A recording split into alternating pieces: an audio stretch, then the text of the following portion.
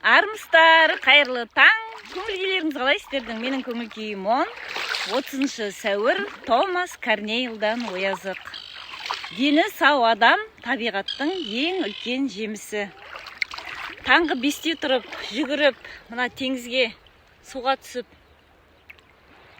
прайминг жасап, тыныс алу техникасын жасау, міне осы кайф деп ойлаймын мен. Кайф бұл.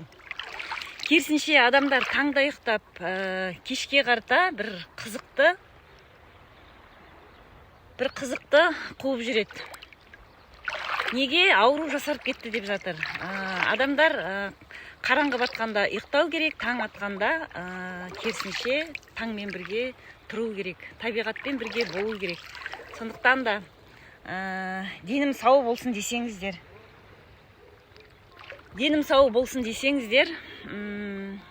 ерте ұйықтап, ерте тұрыңыздар. Міне, кайф деген осы.